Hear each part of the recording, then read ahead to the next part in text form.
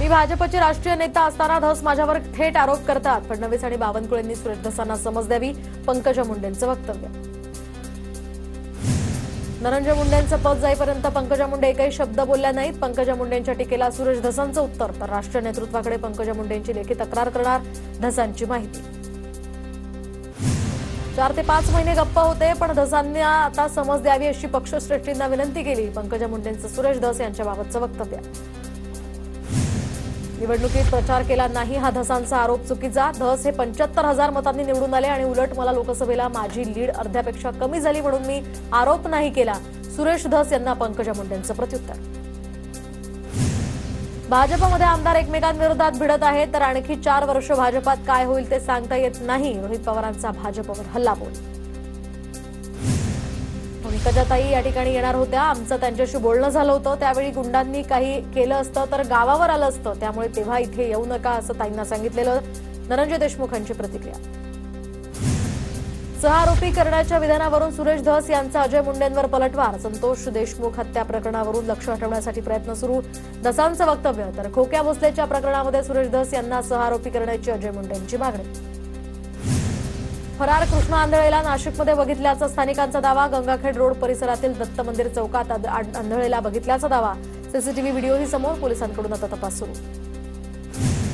संतोष देशमुख हत्या प्रकरणी केज न्यायालयामध्ये सुनावणी सुरू. तर सरकारी वकिलांनी पुढील तारखेची मागणी केल्यानंतर आता पुढील सुनावणी ही 26 मार्चला होणार. दरम्यान जबाबाच्या कॉपी आरोपींच्या वकिलांनी मागितल्या.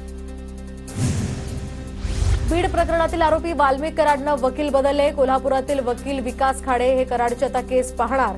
केसच्या जिल्हा आणि अतिरिक्त सत्र न्यायालयामध्ये बाजू मांडली. सुरेश धसांचा कार्यकर्ता सतीश उर्फ खोक्या भोसलेला अटक. यूपीतील प्रयागराजमधून खोक्या भोसलेला अटक. गुन्हा दाखल झाल्यानंतर 6 दिवसांनी बीड पोलीस आणि यूपी पोलिसांची संयुक्त कारवाई. खोक्याला अटक झाली ही अत्यंत चांगली बाब. खोक्यानं केलेल्या गुन्ह्यांनुसार त्याच्यावर कारवाई करा. सतीश उर्फ खोक्या भोसलेच्या अटकेवर आमदार सुरेश धसांची प्रतिक्रिया. खोक्या भोसले प्रयागराजपर्यंत पोहोचला कसा? खोक्या खोक्याभोसलेच्या अटकेवर अंजली दमानी यांची प्रतिक्रिया. तर पहिली मोठी कारवाई बीड पोलिसांनी केली, त्यांचं अभिनंदन. बीड पोलिसांच्या कारवाईवर दमानी यांची प्रतिक्रिया. खोक्या पोलिसांना सापडला, आता बोका पण आत जाईल. खोक्याजवळचा सोन्याचा खजिना नेमका कुठून येतो ते शोधा. वडेट्टीवारांची मागणी. लाडक्या बहिणींच्या प्रश्नावर आता विरोधकांचा सभात्याग. बनवाबनवी करून या ठिकाणी लाडक्या बहिणींना विसरले. सरकार योग्य उत्तर न देता पळ काढत असल्याचा विरोधकांचा आरोप. गुलाबी जाहीरनाम्यामध्ये लाडक्या बहिणींसाठी 2100 रुपयांचा उल्लेख. अजित पवारांच्या राष्ट्रवादीचा जाहीरनामा दाखवत रोहित पवारांचा निशाणा. लाडक्या बहिणींना 2100 रुपयांची घोषणा या अधिवेशनात करणार की नाही, रोहित पवारांचा सरकारला सवाल. तर लाडक्या बहिणींची फसवणूक होणार नाही, मुख्यमंत्री निर्णय घेतील, आदिती तटकरे यांचं उत्तर. निवडणुकीनंतर किती लाडक्या बहिणींना अपात्र करण्यात आलं? वरुण सरदेसाई यांचा सभागृहात सवाल. तर कोणत्याही लाडक्या बहिणींना वगळलं नाही, 25 लाखांच्या आकड्याची अफवा, आदिती तटकरे यांचं उत्तर. विधान परिषदेत शक्तीपीठ मार्गावर चर्चा. शक्तीपीठ मार्गावर सरकारची भूमिका काय? अंबादास दानवेंचा सवाल. तर शासनाला शक्तीपीठ मार्ग करायचा आहे, लादायचा नाही, मुख्यमंत्री देवेंद्र फडणवीस यांची प्रतिक्रिया. शक्तीपीठ मार्गाविरोधात 12 जिल्ह्यातील शेतकऱ्यांचा विधानसभा अधिवेशनावर मोर्चा. आमदार सतेज पाटील यांच्या नेतृत्वाखाली हा मोर्चा.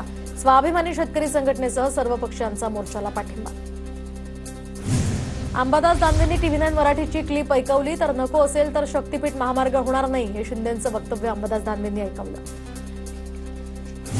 महाविकास आघाडीकडून लोकसभा लढा असं राजू शेट्टींना अनेकदा सांगितलंय. राजू शेट्टींनी माझं ऐकलं असतं तर ते आज खासदार असते.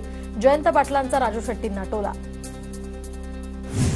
पीओपी मूर्तींसंदर्भात विधानसभेमध्ये आमदार चंद्रकांत नवघरे यांनी उपस्थिती केली लक्षवेधी. दरम्यान पीओपी मूर्तींमुळे आता प्रदूषण होत नाही असा काही लोकांचा दावा. कोर्टाच्या आदेशाला आम्ही बंधनकारक, पण लोकभावना सुद्धा महत्वाची. लक्षवेधीवर पर्यावरण मंत्री पंकजा मुंडेंचं उत्तर. छत्रपती शिवाजी महाराजांची द्विलिपीमध्ये केलेली राजमुद्रा, या ठिकाणी राज ठाकरेंच्या हस्ते तिचं अनावरण. मोडी आणि देवनागरी लिपीत राजमुद्रेचं अनावरण. तेजस लोखंडे यांनी ही राजमुद्रा तयार केली.